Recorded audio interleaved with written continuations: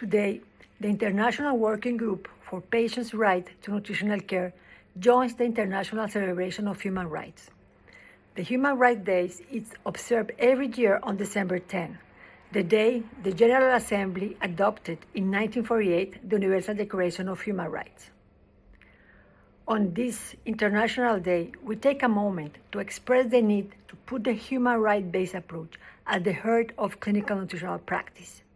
We express our gratitude to those who strive day to day to provide food and nutritional therapy to all patients and guarantee the respect for patients' dignity. We continue to call for greater nutritional access for all malnourished and at-risk patients. Hello, Nutri community from all over the world, and in particular, those who are directly linked to the ISPEN community. I'm here today to talk about the right of the patient to nutritional care as a human right, which is intrinsically linked to the right to food and the right to health. In fact, all people should have access to food and evidence-based medical nutritional therapy. In this regard, the hospitalized, malnourished, sick patient should mandatorily have access to screening, assessment, diagnosis with optimal and timely nutritional therapy in order to overcome malnutrition-associated morbidity and mortality, while at the same time reducing the rates of disease-related malnutrition. Not to talk of the costs, the increased costs related to this condition, and also the longer lengths of hospital stay that these patients have. This right does not imply that there is an obligation to feed all patients at any stage of life and at any cost. On the contrary, this right implies from an ethical perspective that the best decision for the patient sometimes or many times may mean not to feed. This is to say, sometimes doing absolutely nothing is the correct right and the correct decision. So bear in mind this and join us in our fight against malnutrition and in favor of nutritional therapy.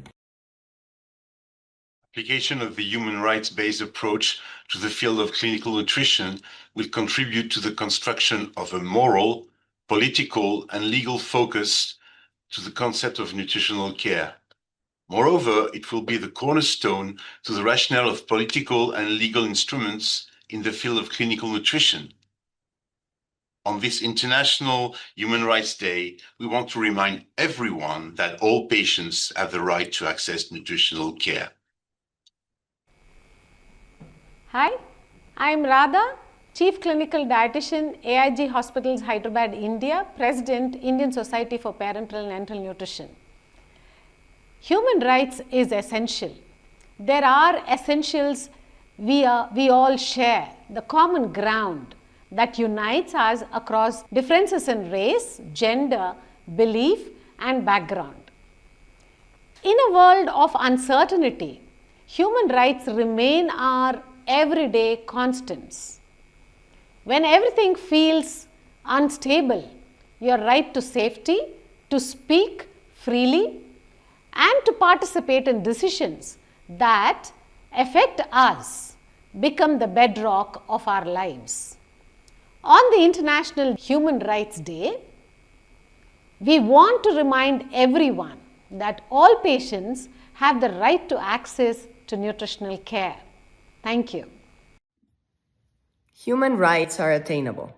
They begin with us in small, everyday choices that we make. Treating others with respect, speaking up against unfairness, and listening to those whose voices are ignored. Everyday choices and voices matter more than you realize. They build a culture of dignity and fairness around us. However, human rights also depend on collective action. When communities, movements, and nations get together to demand justice and equality.